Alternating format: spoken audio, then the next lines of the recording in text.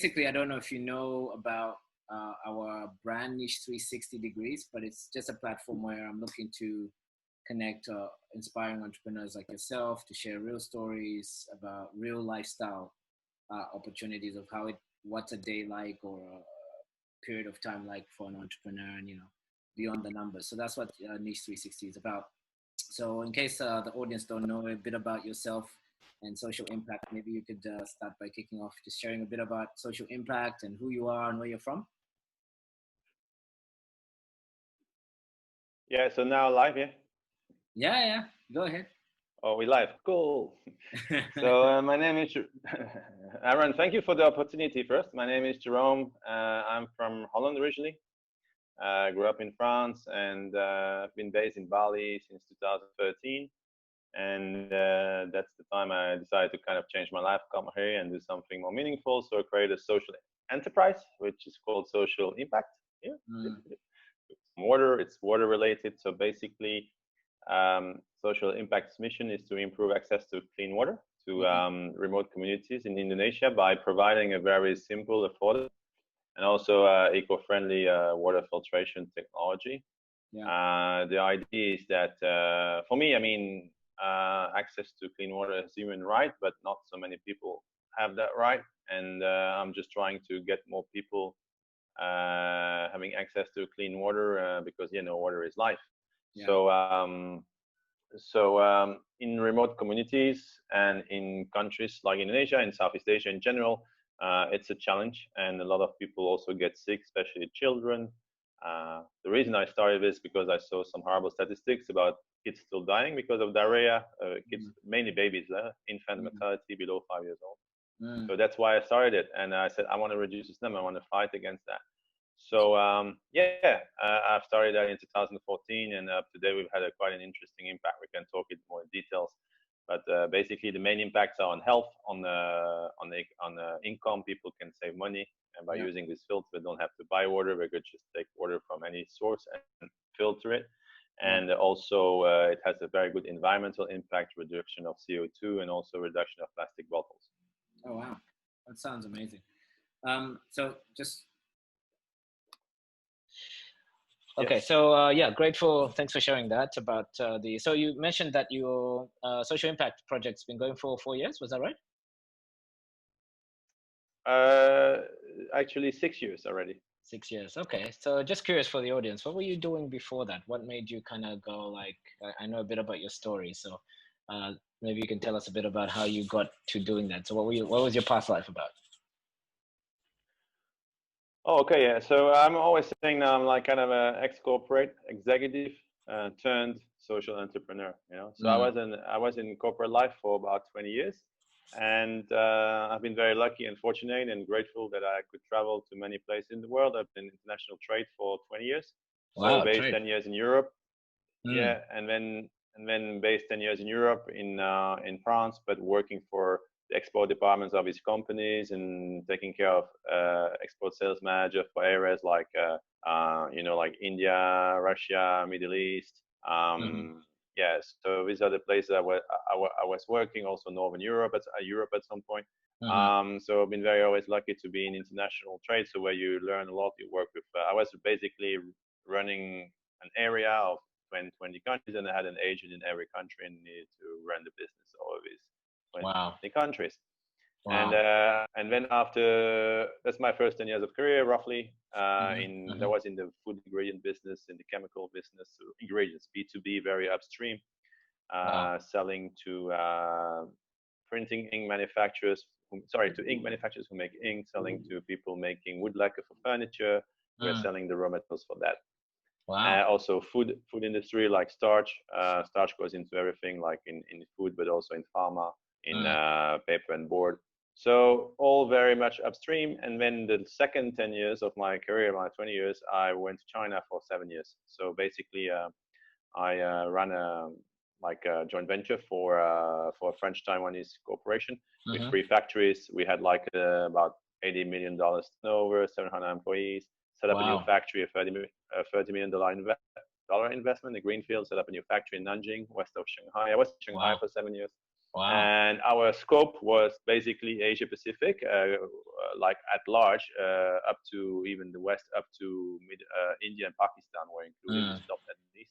mm, So we're selling over this region of 25, 30 countries, also Australia, Oceania, like, China was our domestic market because the mm, factories were there. So that was like a huge learning experience. The time of China was booming, 12% growth, 2002, mm, 2007. The golden years of China I was lucky mm, to experience. I was happy mm. because it's kind of a fast accelerator Yeah, in life yeah, and in general. yeah. Changed me as a person, came back to Europe 2008, the worst time when Lehman Brothers crisis hit. It was Mm, planned to go back. I just finished my contract and I wanted to come back to Europe, see my mm, family, be closer. China is very nice, but also draining and very, very tiring mm, to work in. mm, So I decided to come back to Europe, and at that time the whole economy was stopped. Go to find a new job because I wanted to find something interesting. I refused 5 jobs. My mom said, "Hey, Jerome, it's a worldwide crisis. You can't refuse jobs." I said, "Yeah, Mom, I can do something better.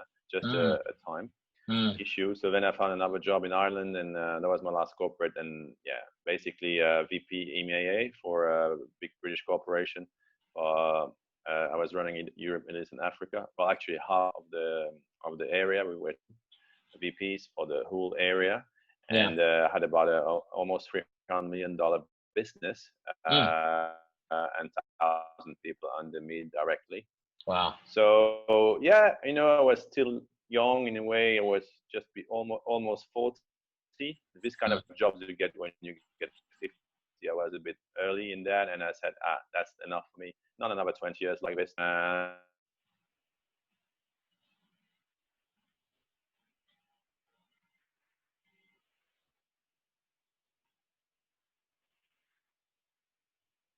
Oh fuck, I don't have a salary. It's the first time in my life I had a payslip for 20 years every month. So mm, that's 240 months of my life. I got a paycheck. mm, mm. Wow, wow. So you mentioned you were quite lucky because you went in the fast track of China and you learned a lot. So what did you actually learn that you feel is something you took away from that helps you in life still today in that period? It's basically the fact that the culture there is very, very different. We Mm, all know, I mean, than the Western culture or that the rest of the world. Even in Asia, it's a special culture compared to Southeast Asia, for instance, where we're now. mm,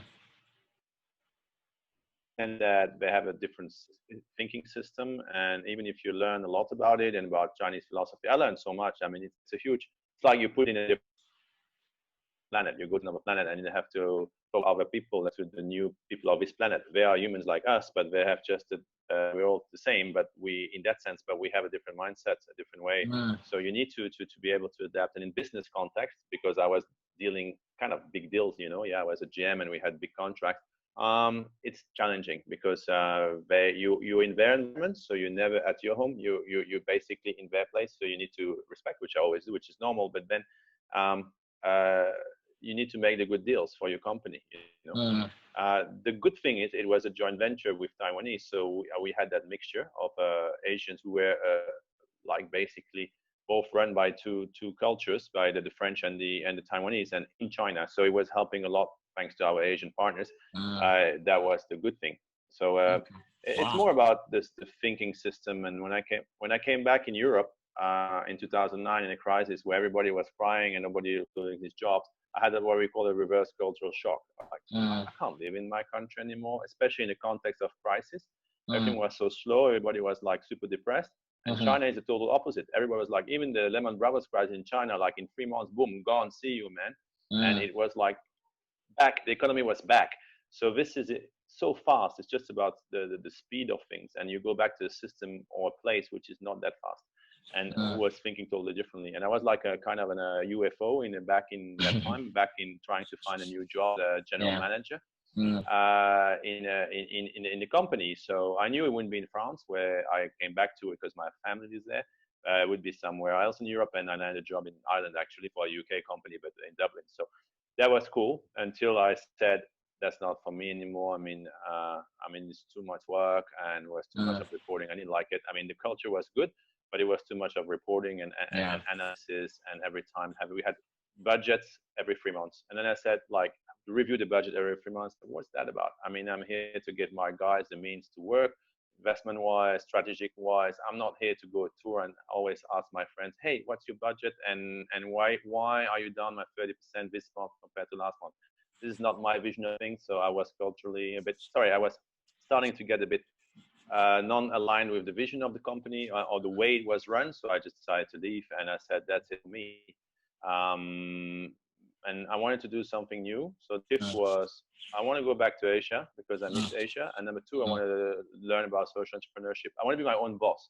I've always had big jobs, but I was a boss and a board and on top of me. So I was just like, I want to do my own thing. So that was the two things. And I just moved to Singapore, and then I did 6 months of brainstorming about my next move, and I created two companies in the same at that time. Wow. I moved to Indonesia after 6 months, and also we started a startup with some friends from Singapore in the Philippines that I did for 3 years. So I had two startups for 3-4 years. The Philippine startup is finished now, but I learned a lot. Was in tech was different. But then my other gig and my main gig was the creation of a social enterprise called Social Impact, and basically the water filters. The reason why I moved to Indonesia, why I'm here, Bali, is because it's a bit easier to live for foreigners. It's a nicer place in a way.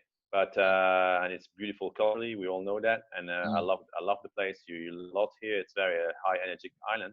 That's the reason why I moved here. But the country is because the factory is here. So I didn't reinvent the wheel. I just found a great system, which is I said a water filtration system, not more than $20, and I found a factory making it. It happens to be Dutch people who run it, so it's even easier because they're good business people. But they are my suppliers, and I became in like less than a year their main client, and then now I'm representing about a quarter of their business. So I'm the main distributor, the main promoter, let's say. You're the man. And we like, yeah, I mean it's not that. I mean I'm not even shareholder of their company, but I'm advising them strategically because they're a bit younger than me and I have more experience. And they're great. They're fantastic people. I'm just saying it's a very good mix. We work together well. And good partnership. They can see the advantage of work. Yeah, it's a very good partnership. So I know when we maybe we'll touch a bit on that, but we met how many years ago now? 4 years, 3 years ago? Yeah, I think it's we kind of worked together in 2017, end of 17, but we met. I think we met here early 17. So yeah, early 3 years plus. Yeah, definitely. And I really enjoyed working with you. And we were having discussions around the brand of the filter, and then talking about social impact. So to you, what does social impact mean, the brand, and why did you pick that for a name for your personal branding? Okay. Yeah, that's a very good question. Because I mean, the company I work with has a brand, and I never took it off because it's famous here in Indonesia. Well, famous. It is known. So sometimes I put my stickers for some, let's say, non-profit things or also on it. But my brand is basically what I'm doing. Social impact with a K, because to make it a bit different, it's a spelling mistake on purpose, and also we can find me easier on the internet. Social impact with a K. So the point is that in Indonesian, dampak means impact. So it's a dampak sosial. So that's why I chose the K. But that's the story. But I'm basically working in remote areas. So they have a network of distributors. Also, my friend, different approach. They sell more in cities. There's not many people really trying to let's work on a social level, trying to improve the. I mean the other distributors of the brand, like basically coming to villages and trying to socialize what we call the product and making, because it's a whole mindset change. It's very complicated. Plus, I'm a foreigner, but I mean I speak the language. It's not the issue, but the thing is that it's a whole mindset change. The filtration technologies in Indonesia are super. It's a market which hasn't really started here. We have just one main brand that people know from Unilever, and that's it, because they make a lot of publicity on TV. Is my competitor's brand, but it's great because I can refer to it, and for them it's like, oh, that brand, oh cool, yeah, that's water filtration. So for me it's a good thing actually. Plus I'm 5 times cheaper, so it's perfect. They're spending the money for your branding. So that's good. So exactly. So social impact is, I don't spend the money, but social impact is basically trying to have is a social enterprise. Basically, I'm a for-profit. I'm not a NGO. I'm not relying on donations, but sometimes I have non-profit projects like now, like COVID. But the point is that we have, as a social enterprise, you need to make money, but you also have a good impact. It's a business for good, basically. you have your product has an impact on people, on the planet, on the environment. So for me, it's simple. It's basically they save money, it's better for the environment, and they get healthier. So it's like a 3-in-1 package of fantastic advantages, which have a huge, huge impact.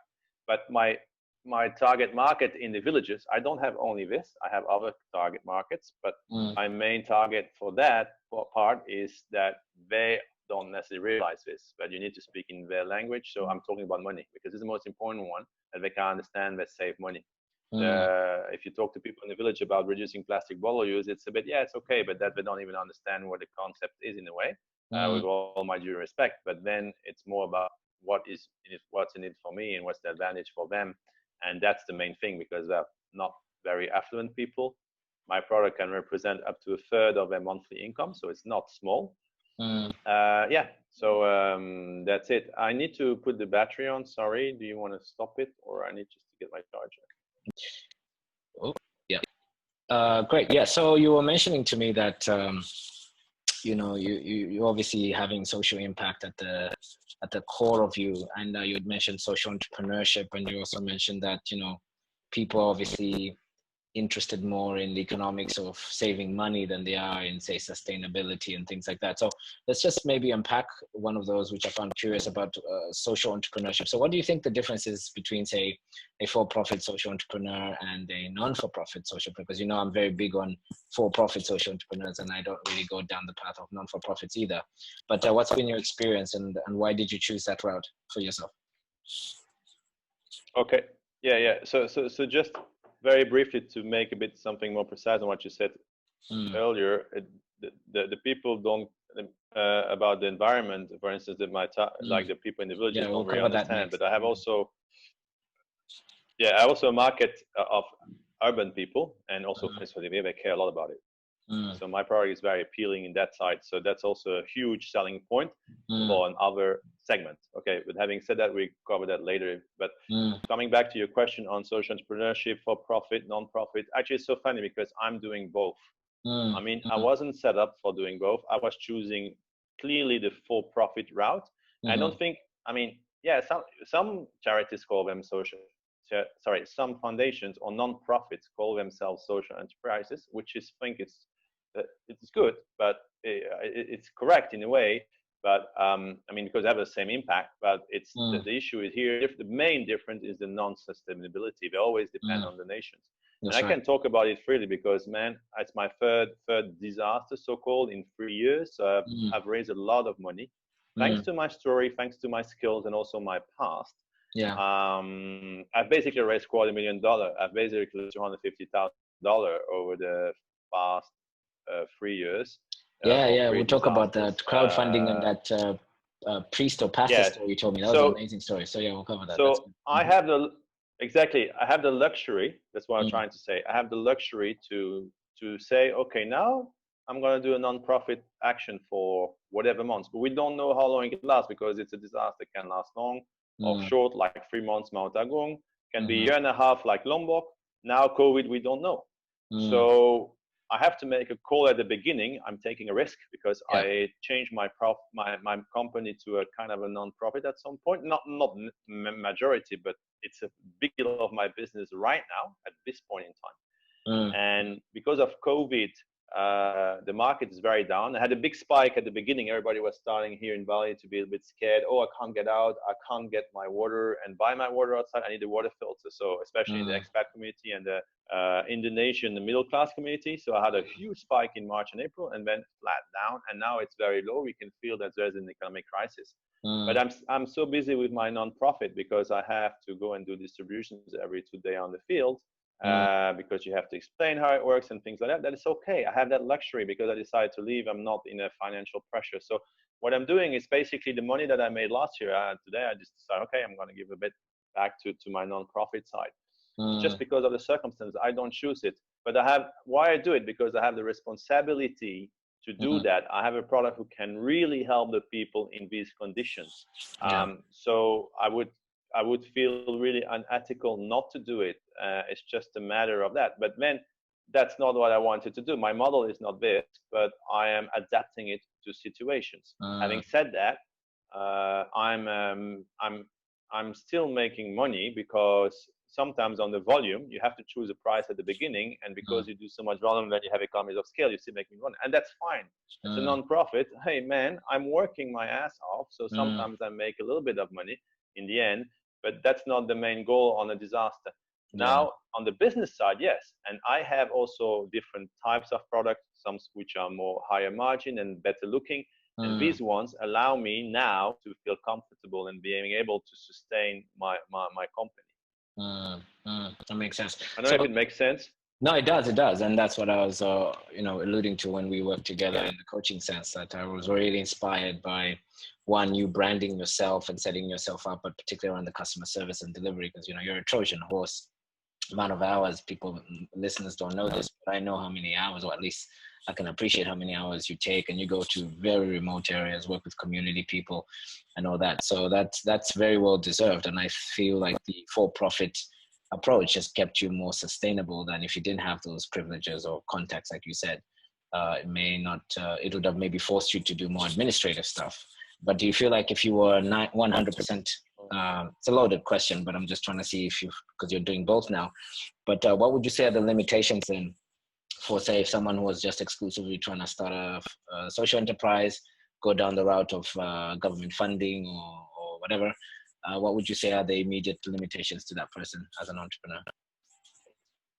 It's the sustainability of it, because you depend on other people. You're not free by any way. You depend on funding. It's as simple as that. And that's why I clearly didn't choose that route at the beginning of my setup. And I'm even here registered as a for-profit company. And basically, I need to also look at the legal structure and stuff like that. I'm not a non-for-profit. You have like what's called foundations or Yayasan here.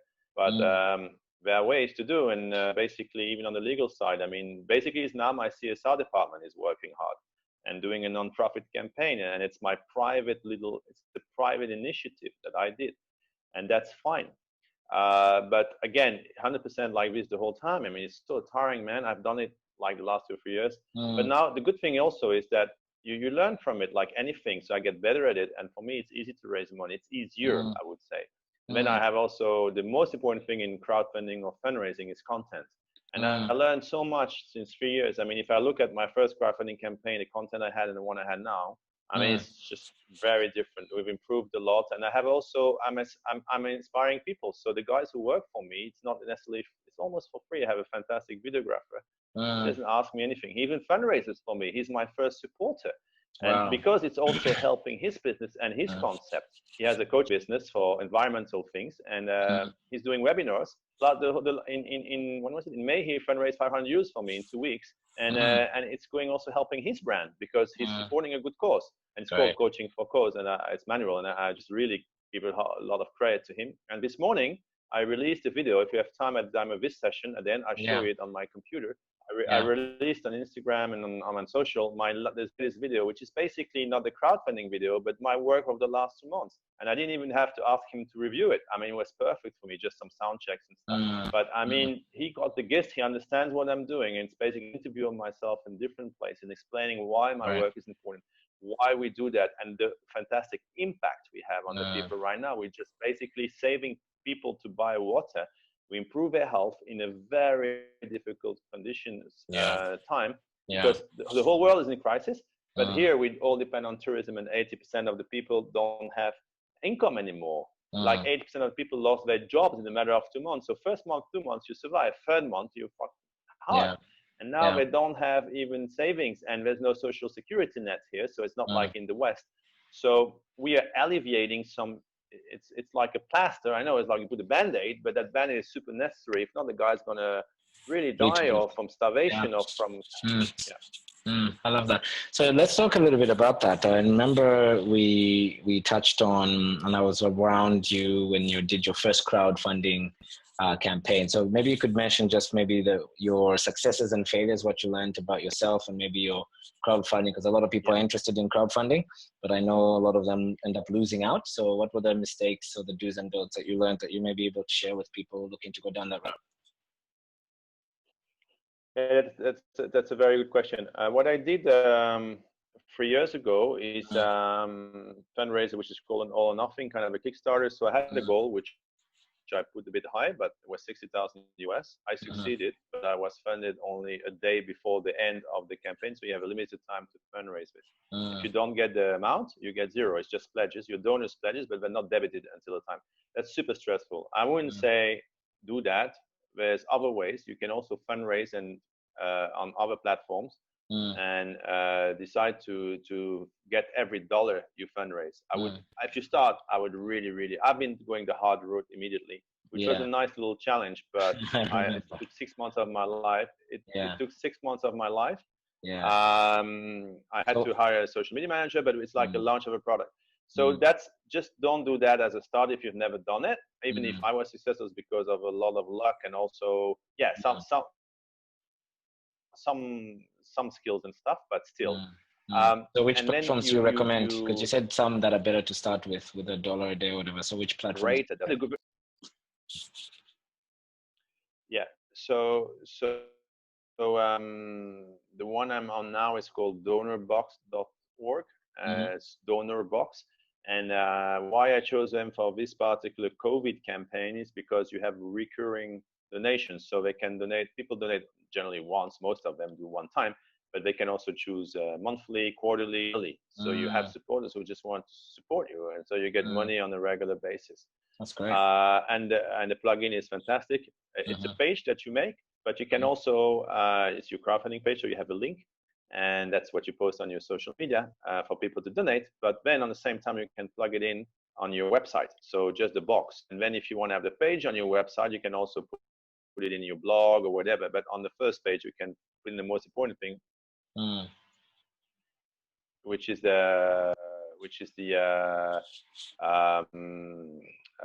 basically the box where people have to put, okay, I give $20, $60, $100, and then here's my credit card and things like that. That's good. So in terms of tips, that's what I would say. That's the one. The one I did in back in 2017 is basically a crowdfunding campaign from a platform from London who supported social entrepreneurs, but it wasn't for nothing. But I decided to put the bar high. They were a bit scared too, but we did it. But we had a great support. So I had a call every week for 3 months about a plan, like a marketing plan about where are you at and are you ready? You have to contact the press. You have to contact these people. You have to do this. So it's a whole lot of work, but you have to go through all these steps. So that was also good because I learned a lot. I always said after I can set up a crowdfunding consultancy. I'm not doing it because it's not my main interest, but I have a lot of experience for that. I'm happy I did it, but it's a hard one. And then Lombok was totally different. Lombok was just emotional, big earthquakes, dead people. So we got a lot of money to channel in, like about $120,000 in 4 months. So basically, the challenge was to basically execute and supply these filters. So I had to set up a whole organization in Lombok, which is the island next to Bali, set up a storage, a team, and then I can't do that on my own. Some will come and pick up the filters at the storage, but now I need to find partners who can distribute because I'm not going to be there full time. And I worked with 6, 7 organizations. It worked very well, but I need to train them, all that. So it's a whole new setup, and that was like incredible. And we raised about 160,000 in total over a year and a half for Lombok and a bit Palu, also the tsunami in Palu. About 7,000 units. It's huge. For my first crowdfunding campaign was 1,500 units, which is already big, but that's 6,000. And now I'm at, for me, it's small because I've raised only what I call 15,000, but I raised them in a month and a half without pushing so much. And the first month I was pushing, but then not. And now I have 25, to be honest. So I have already 1,200 filters to distribute. Now you have execution again. It's all nice to have that, but you need to put them there and explain. And I've done about half. Over a month and a half, I've been already putting 600 filters on the field. And the good thing is I have a lot of supporters, people coming, and then better coverage.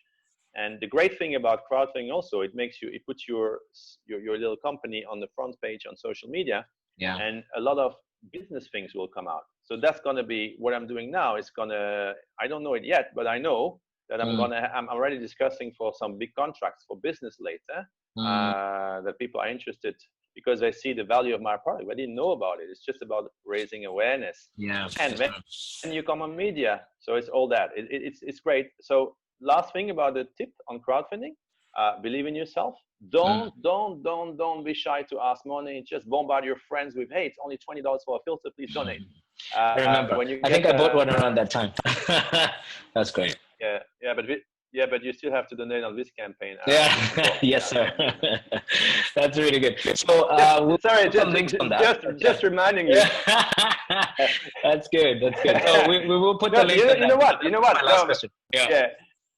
But you know why? Why? Because if I'm trying to sell it, but I'm saying, no. Every month you get a fantastic update with beautiful pictures, and you will follow my work.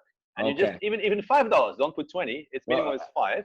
As long as I get the beautiful pictures of your face, as we discussed, since you look like Jesus. So you're saying beautiful photos it's of a main action. Then no.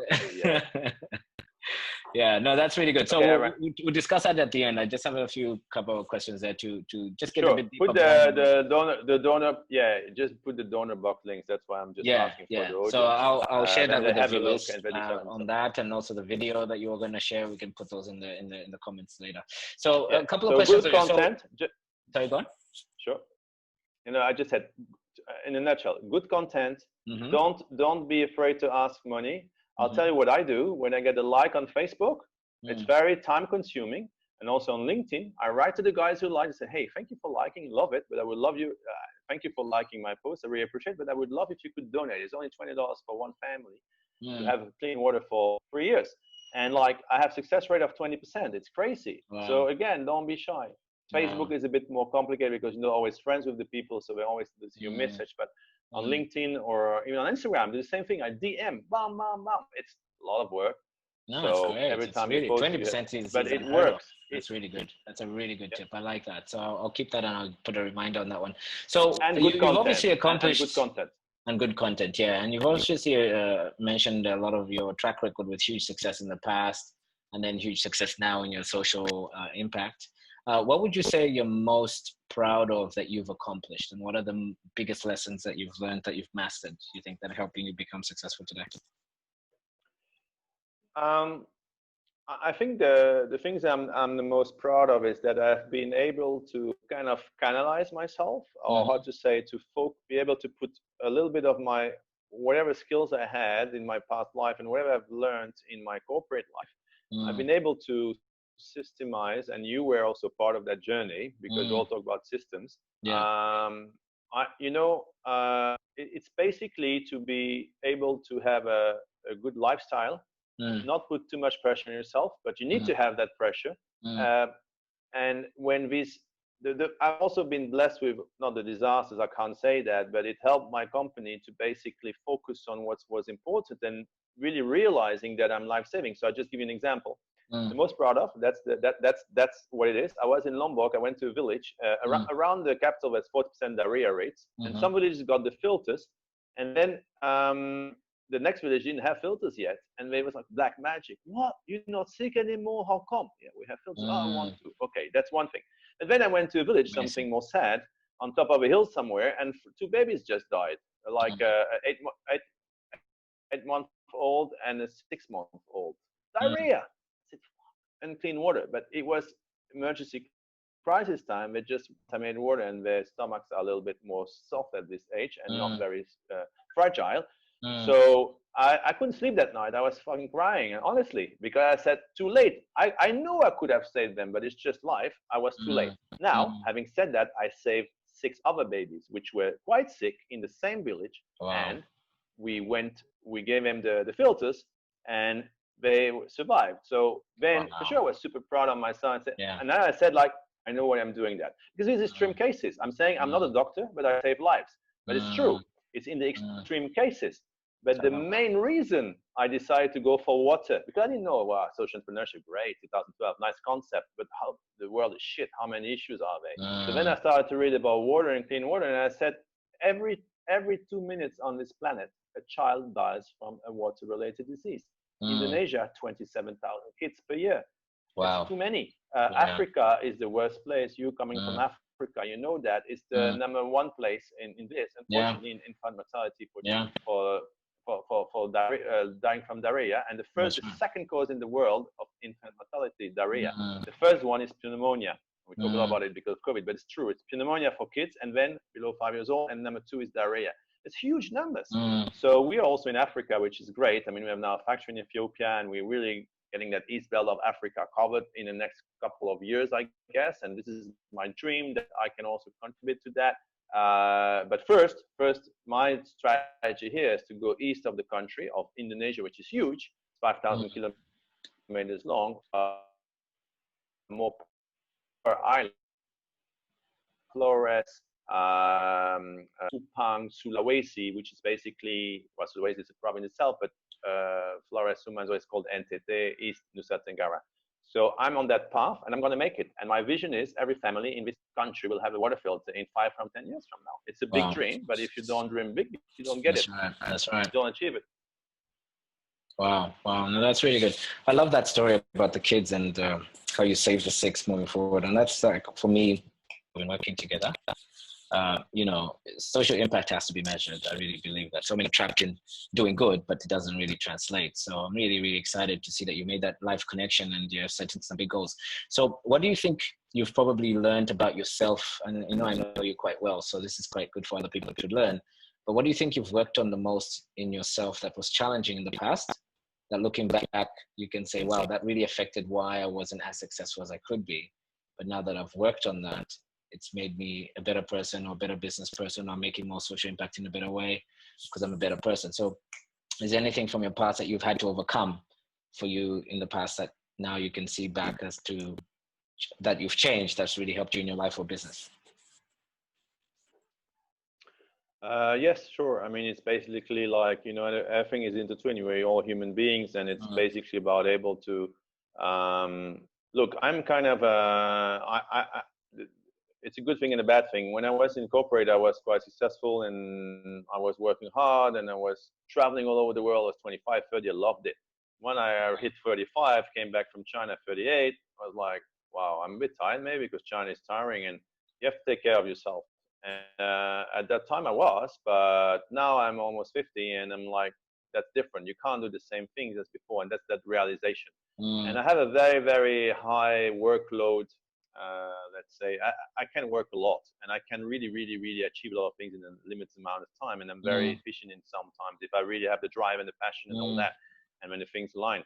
But then, I mean, if you do that up to exhaustion, I mean, it's like a thing, it's not good. So that's what I've learned, because I mean, in these disaster relief situations, which I learned, I was never been in disaster relief myself before, like in Lombok after the earthquakes, or the tsunami in Palu, or the volcano blowing here in Bali 3 years ago. Yeah, I mean, you just there, but you don't realize that you need to slow down, and you need to be good to be able to give. If you're not good physically, mentally, you can't give, and you can't be there. So it's about taking these rest times, which I'm still very struggling with, because I don't like sleeping. I think it's a waste of time. Because you have to really, really, really rest. I'm not saying please, and I'm learning a lot on that. And when doing, for sure, you in Bali, I'm doing meditation every morning. I take it 5-10 minutes. Not long, but I do that. I started Qigong recently. Nice. All things that calm you a bit down, because it's super important. Because I always feel also when I'm on motorbike, crossing Bali and racing like stupid, especially now because not so much traffic. Jerome, do you understand, if you fucking crash now and you kill yourself, how many people will not benefit? Or how many people you affect, not just your family, but because you have impact? No, I'm a great guy. I'm just having impact. I have a big impact on what I can do. So that would be too sad. It would be too bad. Yeah. Yeah. It's about the confidence in yourself. And now I'm super confident, and I'm boosting. I'm too high here in my head. Start calm down, man. But it's really the passion, Good, yeah. And I'm just a vehicle. I always say I'm a vehicle someone decided to put me there as a vehicle to transmit knowledge, to transmit. The filter is just a vehicle to enter a village and to talk about hand washing, about health, about reducing plastic bottle use. It's just a product for an end, for a meaning, and it's a journey. And when you you make a lot of behavioral change in mindset of people. It's super hard, but it's great because that's the most challenging. Because nobody trusts my filter. When you go to a village and you just put it there, they use it to put krupuk, which is like some snacks, or they put some. They will use it as a bucket because it's two buckets. I don't understand what it is for. And like now for COVID, you know, the other day I was running to a meeting and I was passing a place in Abian Semal, there close to Green School, and I saw my Nazava bottom filter for washing COVID hands.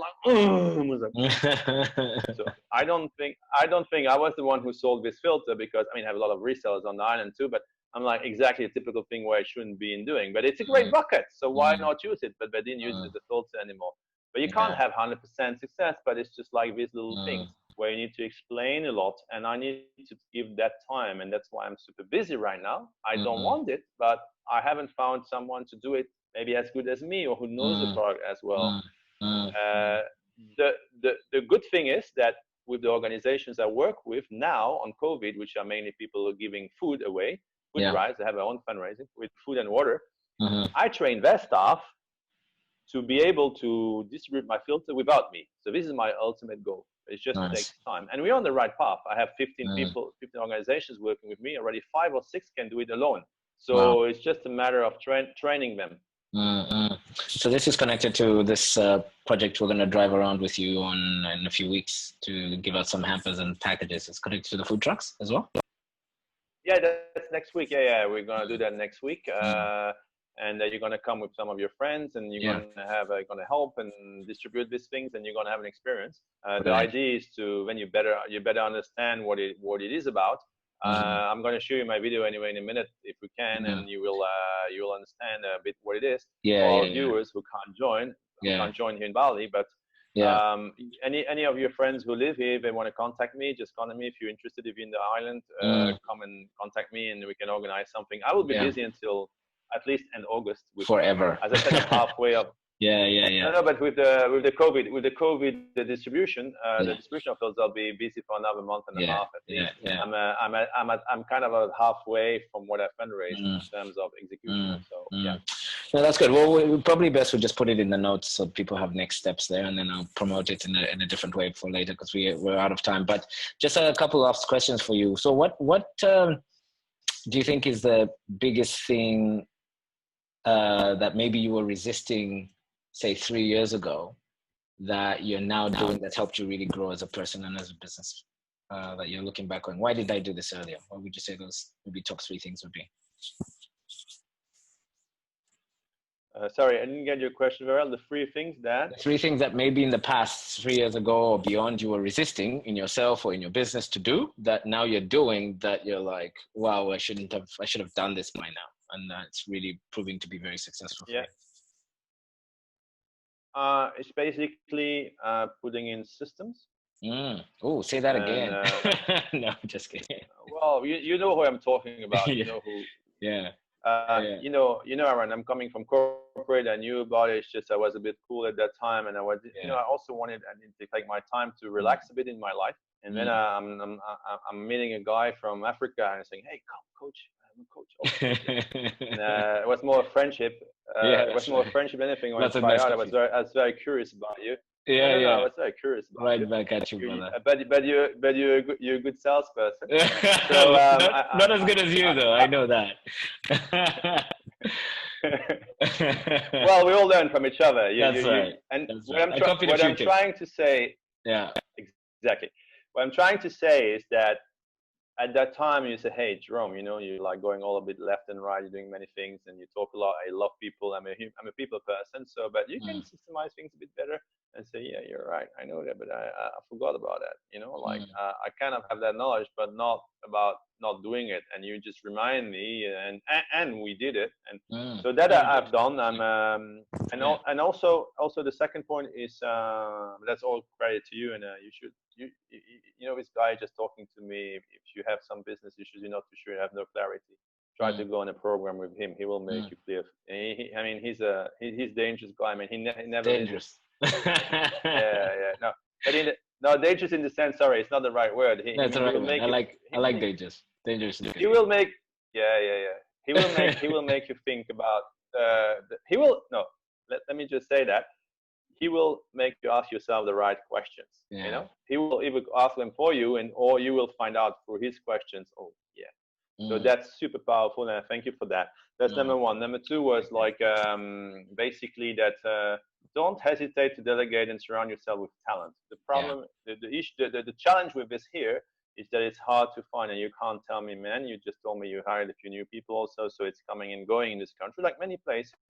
But you know, it's hard to find the level you need and the thing you need and the trust. So it's investment, but it's super important. I have just one assistant who just resigned 3 days ago, which is actually I was not very happy about her. So it's just like karma saying, hey, that's okay. She just found a new job in the capital. She goes back to Jakarta. It's great. I'm actually is what I needed, and now I'm gonna need to find someone new and good. But I found some people now during this crowdfunding also who help me with social media stuff, like great content creators, people who love what I do, and I have just a social media assistant who just offered to work for free for me, and she's super high level. How long we should be free, I don't know, but at least now we work together, so it's a good thing. So it's not be asking to try, just accept it and ask people. And another thing is really, and another thing is really like, as I said before, take care of yourself first. I mean, have these breaks. We're all very, very, you know, we all know if you're entrepreneurs that it's never an easy journey. It's ups and downs, but you live and you breathe your enterprise, but you need breaks. And the hard thing for me is the phone.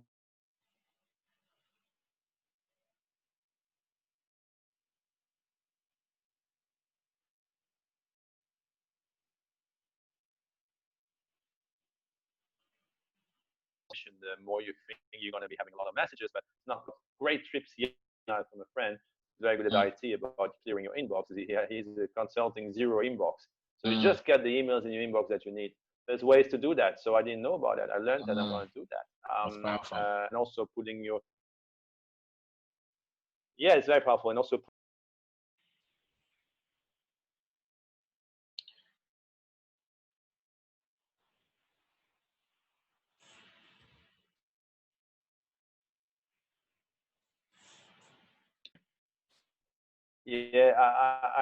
I said about more the also the WhatsApp and the emails. Number one, trying to look at them a couple of times a day on some, how you can say, like on some times of the day. Don't be scheduled time. Big on scheduled time. Brilliant. And take one. I try now, especially in busy times, and like I'm also doing a lot of work on the field, so I'm going left, right on the island, doing a lot of kilometers on the bike or on the car. Sundays, or at least if you can't be on Sunday, but one day in a week, slow down, put your phone away, and it's very hard, but I'm getting better at it. Put your phone away, at least, but slow down your rhythm. Go to the beach, do something, have a nice massage, think something like that, just to take care of yourself and just change your mind, like, or go on a date or whatever, have fun. Agreed. Now that's really powerful tips and suggestions. I actually was going to ask you about the routines you do, so that answers that. So one last question before I ask you that one. So before I ask the last question, how do people reach you? Are you on social media? You said you're working on a couple of projects, including your campaign. So what are the best ways people can connect with you from here, and what are you working on that's most exciting? Without showing the video, just tell me about it, and then we'll put the link in. I got it. I don't worry. I got it. You told me already. I'm very sometimes. That's also one new thing I learned. I'm much better listener than before. Even if I talk still a lot. Good work. I know you told me 3 minutes ago that we don't have the time. I heard that. Oh, good. But you'll put it. No worries. I'm just so enthusiastic because it came today. Out, and I'll probably send me the links. We'll send it through. But tell us about the project and how people can reach you. So to reach me, I'm obviously on social media. So it's Social Impakt on Instagram with a K, all together, no space. And on Facebook, same thing. I think with double T, Social Impakt, KTT. Okay, And good. then you find my website is, I think you'll give these links later, but my Yeah. website is it's HTTPS or www.social number 6 impact with a K.com. Then you Mm-hmm. find me there. Mm-hmm. And the last thing is my fundraiser, which is important right now, like which is basically my fundraising link, where you have Mm-hmm. my COVID relief project. Like basically I'm giving filters for free right now on the islands. I need Great. money to finance these. I do them at cost. Uh-huh. For families to improve their health, and also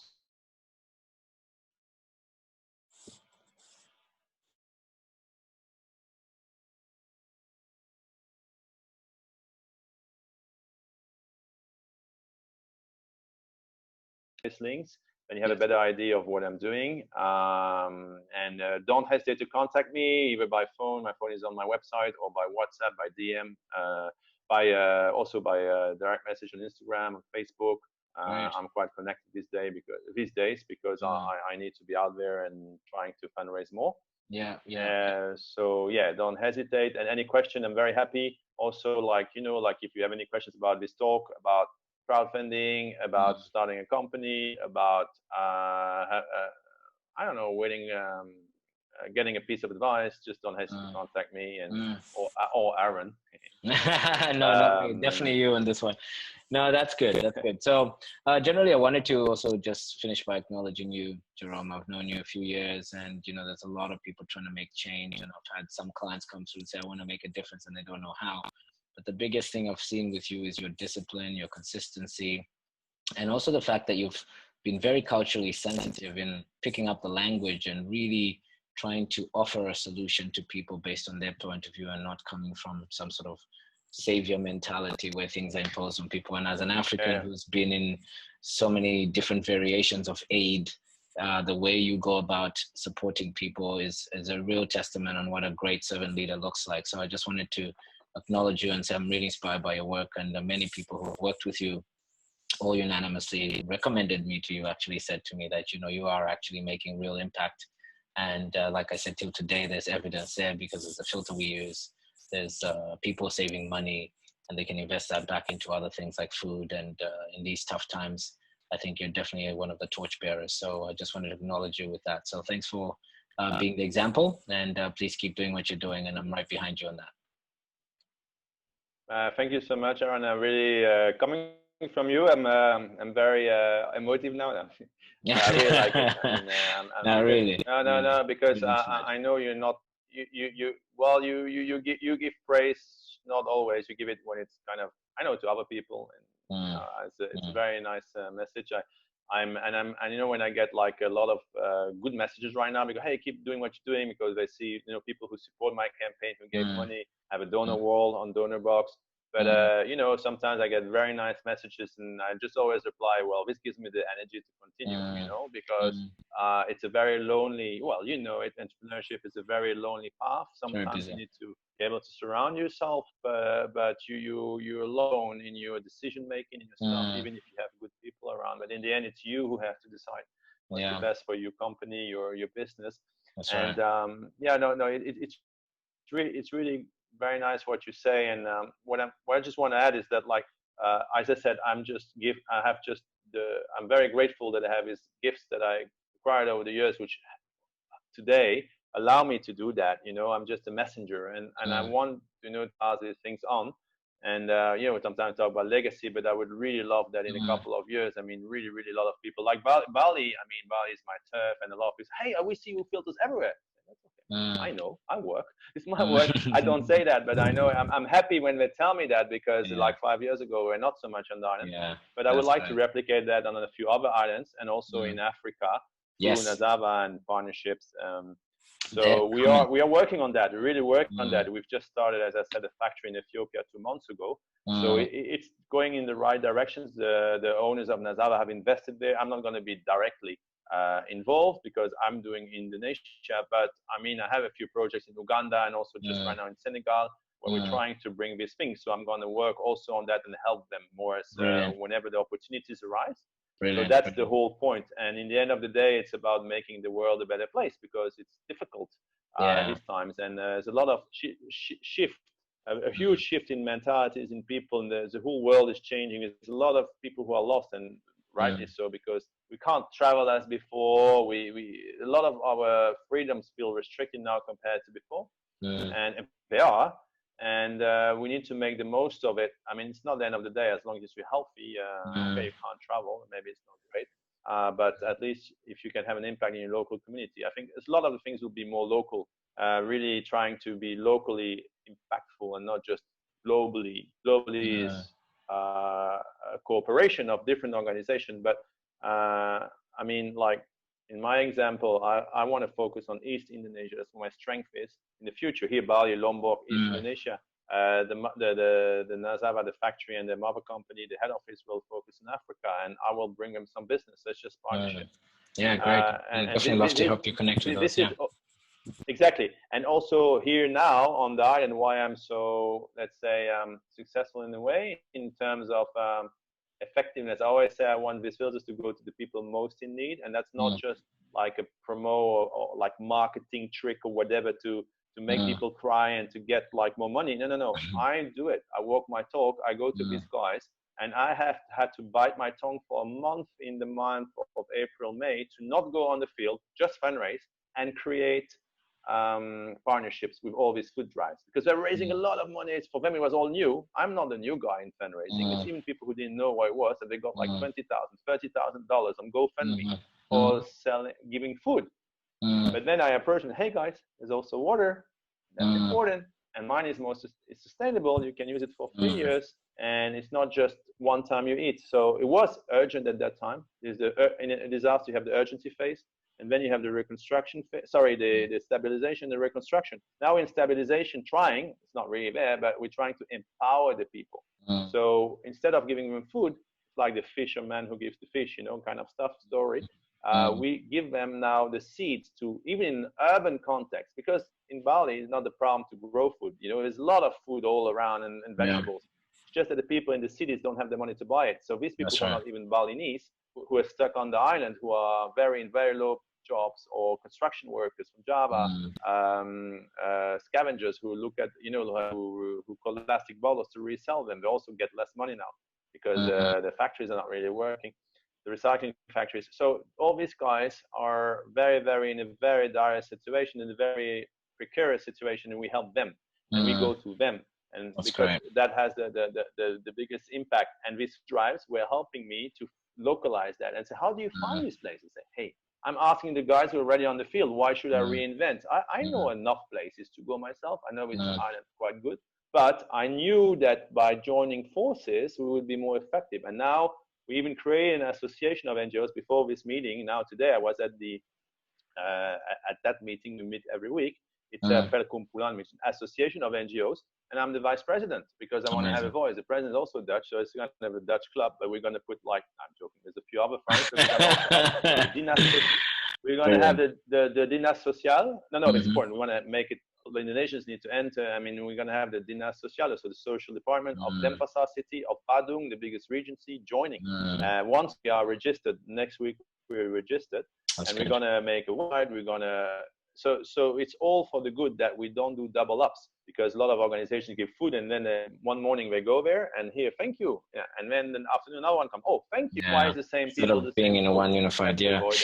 Yeah, that's good. So we'll put that in a summary there, but that sounds exciting as another thing to connect people on. So just a last question on this before we close. So what's for you, if say, for example, everything is said and done and you reach the end of your life, you hit your goals, what are the 3 things you'd love people to remember you by?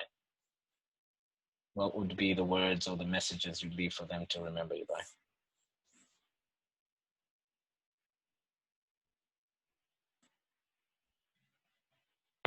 I'm not going to play you and take yours. You could. It's I've been to your presentation. Like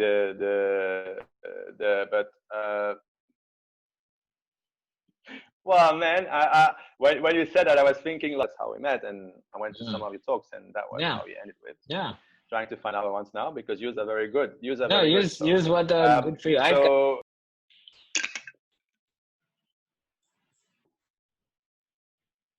do do it again. Yeah. Yeah, do that part again. So what do you want to be remembered for? Maybe Three take things, your yeah. question again. Take your question again. So for basically having been someone who was able to to be at service basically, and to be able to give back, to have a really a giving back spirit, and what I'm doing every day,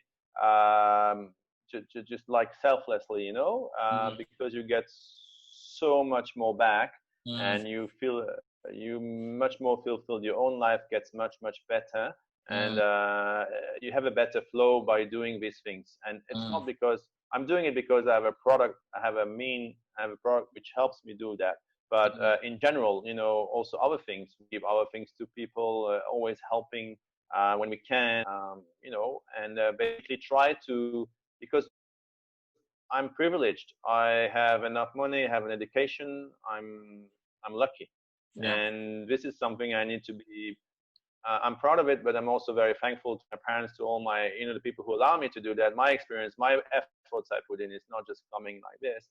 But then in the end of the day, what a privilege to be able to give back and to give a bit of that to other people and make their lives a little bit better. And it's not just money or give whatever. It's just giving hope. It's giving inspiration. It's giving, you know, like for me, it's like even for children. I mean, I love when I go to universities or talk to kids, and I see that spark in their eyes, and they got the point. The smart ones will do something. Maybe this guy's becoming an entrepreneur thanks to me later, and he's 7 years old now. But because he listened to my talk or whatever, he will be pushed to do that. So this is the kind of things that I want to be remembered for. And being humble, and you know, like I think it's important to respect the country you're in. I speak 7 languages. I've always been a chameleon and be able to adapt, because I melt very well into an environment. And today, what I do a lot of my presentations repeated, but it's with humor. So I do an icebreaker immediately to start, and it makes it to, oh, you funny, man? Well, you're not funny, but, and I do it in their own language. So just and that makes it immediately the connection, and I know a few words, even in Balinese, not just in Bahasa Indonesia, which is national language, but how to say thank you. And sometimes, oh, you speak Indonesian, and I say, yeah, already, but I don't say it in Indonesian, I say it in Balinese, ampun ampun, and sudah. It's like they laugh like the Balinese, because wow, this guy is smart. But it's just respecting their culture. Exactly. And then today I was at the presentation. I went to a village. I was at the presentation. And the guys were like, it was factory workers working in a tile factory, mainly women. I didn't know what to expect. I just met the guy, and he wanted me to introduce the filters close to Kediri and Tabanan. And he said, and I said, hey guys, how are you? Oh, he's a funny guy. In 2 minutes, I got them all into my pocket, in the sense not to manipulate them, just to make it easy. And then I said, after 5 minutes, hey, the tickets here, 100,000 each, please, which is $5. This is a show here. Where is the tickets? Did you pay? So yeah, that's good. Now you're a very good connector. I've seen you do amazing things to book ground. So I'm looking forward to seeing more of that next week. So Jeroen, just wanted to say thanks again for the time and for joining us at Niche 360 Degrees. And yeah, we'll put this up, and please send us your links so we can get people to get to know more about you. And if you haven't already checked out his crowdfunding, please go ahead and do so in the notes below. But thanks, Jeroen, so much for your time, man. You're the man. Thank you so much for the opportunity. I really appreciate it, and I hope this was useful for the people, the information. And as I said, I'm very accessible. Just contact me on social media or on my website, and we'll do that. And Aaron, I also wanted to thank you for the opportunity, as I just said before. But I mean, you're also a great connector, and you connecting the right people with same values and stuff, and then we have more impact, and someone has to start it. And you did a lot of that on this island. So I want to acknowledge you for that, because I was here before you in terms of time, not many years, 1 or 2 years before you. But since you came in, man, you've been very strong at that. And I'm also that kind of person. So I love it, because we multiply the effect. And the idea is we do it selflessly. We do it for the humanity in a way. And I know you're also a very, you have 4 companies. You're a wonderful social entrepreneur too. You don't say it because you're very humble. But you also you have your business, and you need to live, but you do it with your heart. So I'm saying that as a friend, and please check him out also. He's really cool. Thank check you. him out. Cheers, brother. Thanks so much. Cheers.